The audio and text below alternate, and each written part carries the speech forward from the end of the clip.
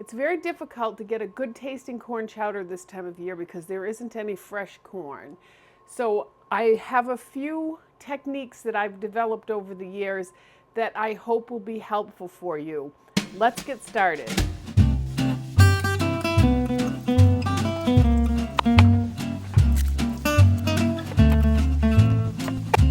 Okay, so the first thing we're going to do today is get our bacon going. I've turned the pan on and I am going to put a little bit of canola oil in. It doesn't have any flavor. Normally I add olive oil, but I don't want that taste in the soup. So we're going to take this bacon and just get this crisped up.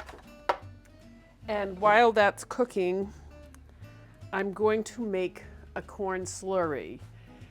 So normally I make this soup with corn cobs and I grate some of the corn off and make the slurry just fresh. And then I boil the corn cobs and I add some water in so that it's got a lot of corn flavor, which is what we're looking for. We're trying to build some major flavor here.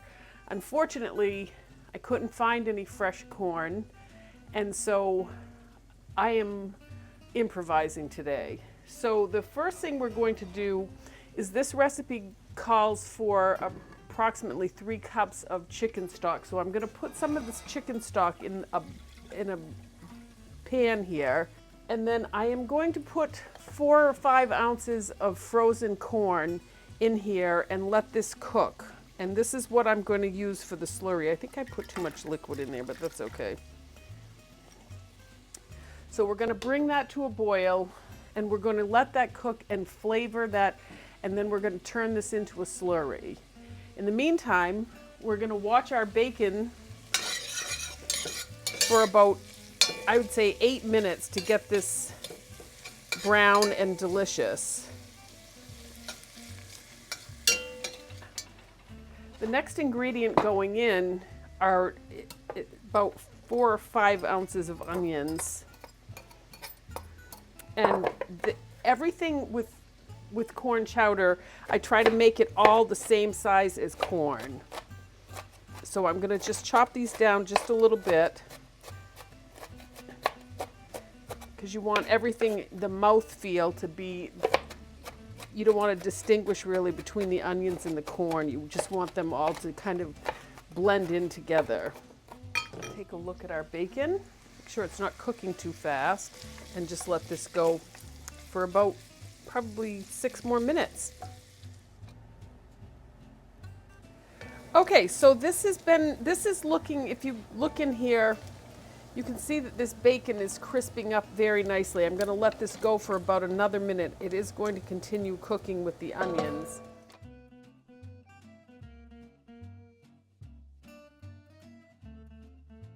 Okay, so these are going to saute until they're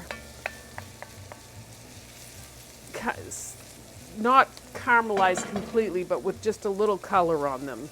Okay, so the onions are getting close to done. They're not quite done, but in the meantime, I've got this corn. It's been rumbling there for about 10 minutes. We're going to call that good, and I'm going to actually make a slurry. I'm going to put the cooler chicken broth in here. Okay, so we're going to put some of this corn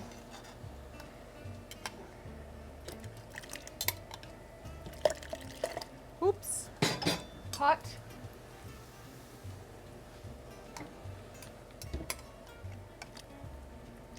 Oh my goodness, I am making a mess. Oops. And that is why you always have a handy dandy towel around. There we go. Okay, so we're going to turn this on.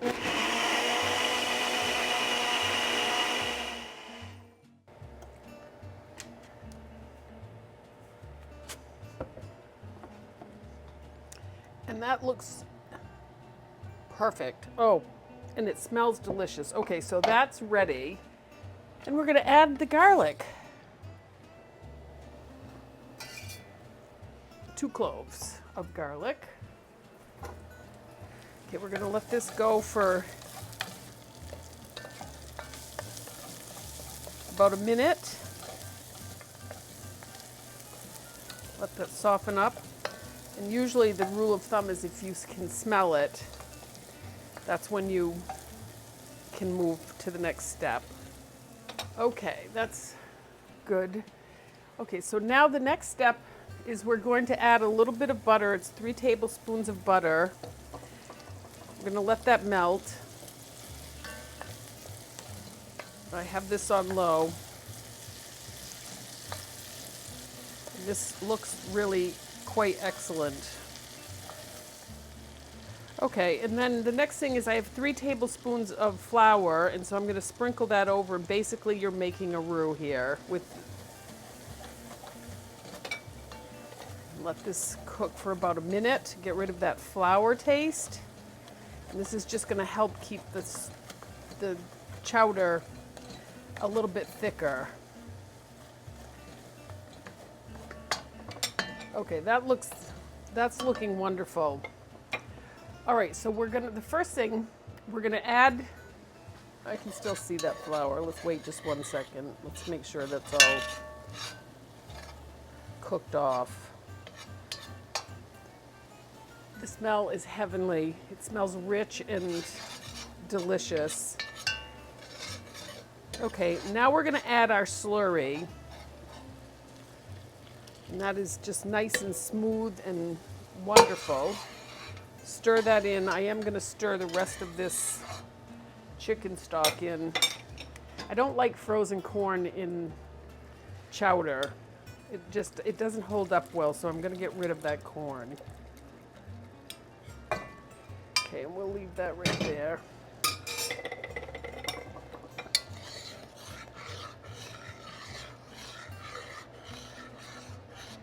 Okay.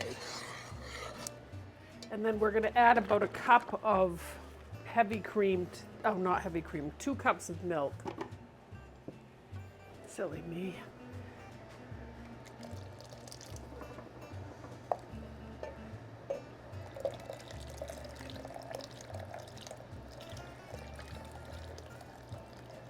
And this is whole milk. And then the next step is to add our potatoes. And I have about 15 ounces of potatoes here. I did make it one time with no potato and it wasn't very good because it wasn't all that interesting texture in there. And so what we're going to do is let this come to a simmer, and we're going to cook it for about 15 minutes. Much better. Okay, so the potatoes are nice and tender, and the next step is we're going to add 2 cans of corn. I think they're 15 ounces, 15 and a half ounces. We're going to put that in.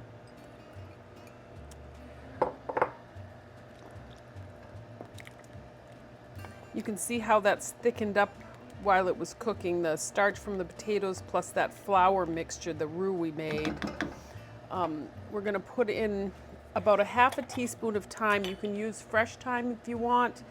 I just happen to have regular dried thyme, so we're going to add some thyme to that. And I'll keep that out because we may want to add more. This is to taste. And then a couple of bay leaves. And unfortunately, my bay leaves have broken into halves, so I'm going to put a few pieces in. And make sure you take these out before you serve it. So we'll put those in. Turn up the heat just a bit. And then we're going to add 1 cup of cream. And you can pour this in slowly or you can temper it. I am going to just pour it in very slowly. And stir while you're doing it. And incorporates with the stew, the chowder. If you do all of that, it shouldn't curdle. Okay, so we're going to let that heat up. All right, so we'll let that heat up. And I think this is actually the perfect consistency. it looks just like a chowder should look. And I am going to give this a little taste because we are also going to add some salt and pepper. Just want to wait until that. Yum, it's getting there. It just needs to heat up and then we'll add the salt and pepper. Okay, so now we're gonna add, it's heated up. I'm gonna let it keep heating up, but it's almost there. And so we're gonna add some salt and pepper, and this is to taste. I would start with a big, probably a half a teaspoon to begin with. And then the same with the pepper, I would go with a quarter teaspoon and then just keep tasting it to see.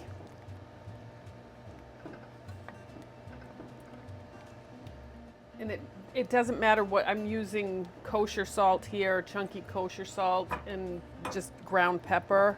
It doesn't matter what kind, just whatever you use, do it to taste. Oh, that's so good. Okay, I'm gonna add about double of what I just added. A little bit more pepper.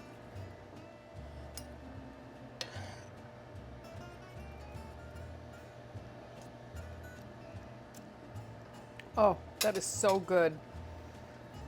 See all the deliciousness in there.